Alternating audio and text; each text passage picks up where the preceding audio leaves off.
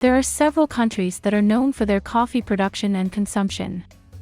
It is Brazil, however, that has been nominated as the coffee pot of the world. Why is that so? Are Brazilians the biggest coffee consumers in the world? Or is Brazil producing our coffee? Before we continue, please subscribe to this channel so that we can continue to create more content about the beauty of Latin America. Throughout the world, Brazil is the largest producer and exporter of coffee.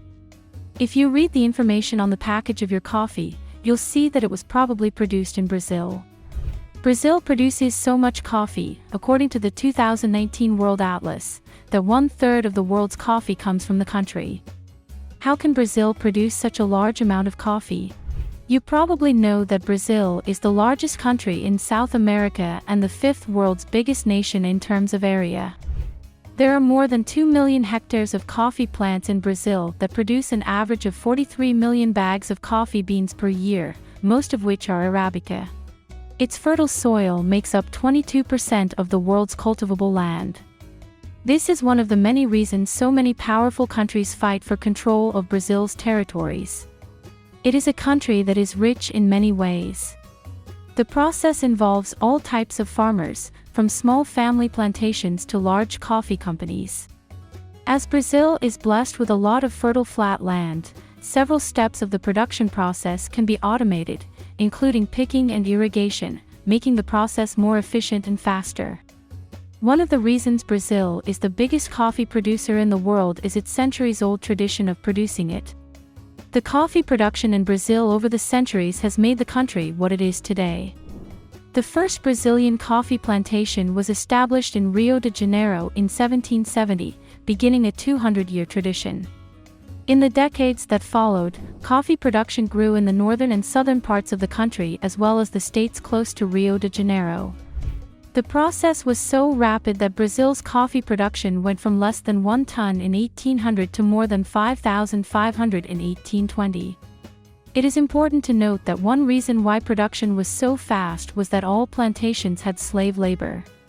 Since Brazil abolished slavery in 1888, you can imagine how much of its fortune and coffee culture is based on slavery. Slavery was gradually abolished in Brazil during the 19th century, and a variety of Europeans and Asians immigrated to the country as a result of the political tensions on both continents. Most of the immigrants were Italians, Germans, and Japanese. In the coffee plantations, poor people also worked without pay, although their conditions weren't the same as those of slaves under slavery. While many of them became forced workers, several also became landlords and started planting coffee. Brazilian coffee producers had a terrible time during the first half of the 20th century. Due to the political and financial crisis, coffee wasn't as important as it used to be. This led to Brazil's economic crisis as it lost its commercial value. In a desperate attempt to raise the value of coffee, the government burned millions of stockpile bags of it in an effort to make it precious. Unfortunately, it didn't work. However, this act of despair raised awareness of the need for coffee price regulation. It was in 1962 that the first International Coffee Agreement, ICA, was held, and the International Coffee Organization was created the following year. As a result of ICA, coffee prices were kept high and relatively stable on the market, thereby strengthening coffee production and distribution around the globe. International Coffee Council members, including Brazil and the EU, established the last ICA in 2007 in London. As you've seen, the 20th century was a difficult time for coffee markets around the world. In spite of this, it was an era rich in technological innovation, especially regarding harvesting and processing methods.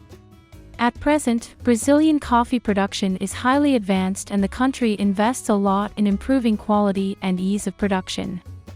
Harvesting coffee in Brazil can be accomplished in 3 ways. Strip picking.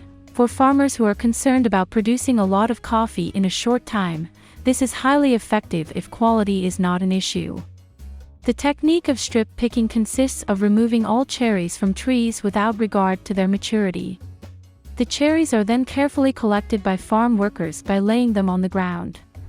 Mechanical harvesting. Cherries are collected from the branches of coffee trees by mechanical harvesting machines. It is the fastest method and is used by richer farms. Selective hand picking. This method is the oldest and has been used for centuries. Each ripe coffee cherry is manually selected by hand. While this method produces great coffee quality, it is quite labor-intensive and costly. Even though labor costs in Brazil have risen, hand-picking remains the most popular method. However, forced labor still exists, including forced child labor. In reality, labor exploitation is the foundation of much of the world's coffee production.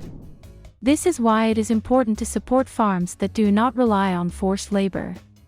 There have been more and more ethical farms popping up everywhere, so make sure to check them out not just in Brazil but also in your own country.